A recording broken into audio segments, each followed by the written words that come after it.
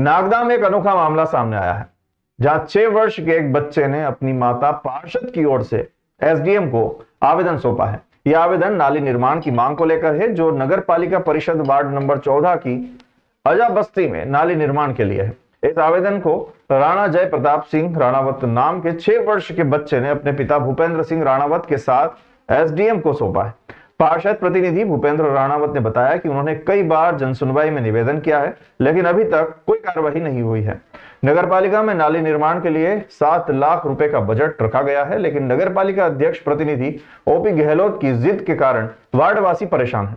पार्षद प्रतिनिधि ने आरोप लगाया है कि नगर पालिका अध्यक्ष प्रतिनिधि ओपी गहलोत अपने वार्ड में पक्षपात कर रहे हैं। इस मामले में पार्षद प्रतिनिधि भूपेंद्र राणावत ने 7 दिन का अल्टीमेटम दिया है और कहा है कि अगर नाली निर्माण नहीं होता है तो वे वार्ड में ही भूख हड़ताल पर बैठ जाएंगे।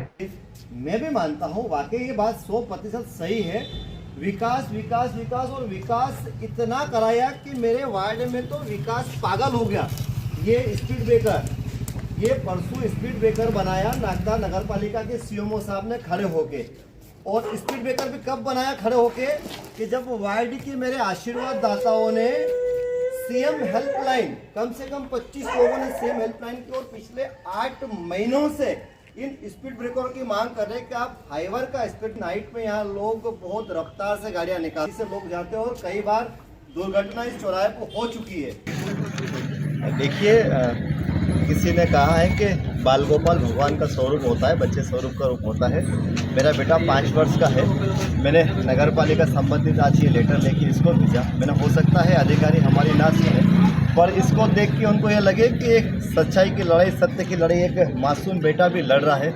मैं संबंधित अधिकारी से और माननीय नगर पालिका अध्यक्ष महोदय से ये निवेदन करूँगा कि मुझे ना देखते हुए इन मासूमों की इस मासूमियत की तरफ देख के और उन अजा बस्ती के अजा परिवार के लोगों की तरफ देख के आप निर्माण कार्य कराएं। अध्यक्ष महोदय, मैं आपसे पुनः निवेदन करूँगा, देखिए ये परिसर हमारी है, आप हम सब परिवार के लोग हैं और वो भी आपके अपने परिवार के लोग हैं। सत्य में जयते, मैं धरने पे बैठना नहीं चाहता हूँ, मैं अनशन पे बैठना नहीं चाहता हूँ, पर यदि आप निर्माण कार्य नहीं कराएंगे तो मैं फिर पुनः मीडिया के सामने ये बात कह रहा हूँ। 7 दिवस जैसे आपके पूर्ण हो गए, 8वें दिवस में अपनी कार्रवाई करूँगा और धरने पे बैठ जाऊँगा। जय हिंद, जय भारत। कहाँ का निर्माण कार्य क्या है? वार्ड क्रमांक 14 श्रीराम कॉलोनी में नाला निर्माण कार्य को लेके है, चूँकि लंबे समय से 2 वर्षों से उसकी मांग है। जेनाइन मामला है, 2 वर्षों से हम मांग करो। 7 लाख रुपए वहाँ पर राशि शेष बची हुई है।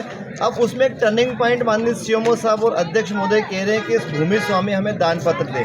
मैं मीडिया के माध्यम से बात फिर कह रहा हूँ, नगर पालिका माननीय गोपाल जी यादव साहब के समय से लगाकर आज तक, चाहे वो टापरी का मामला हो, ग्रेसिम का मामला हो, सिर्फ और सिर्फ भूमि स्वामी से एक शपथ पत्र लिया जाता है, सहमति ली जाती है। मैं पूर्व नगर पालिका अध्यक्ष गोपाल जी यादव साहब का समय याद दिलाना चाहता हूँ माननीय अध्यक्ष जी आपको।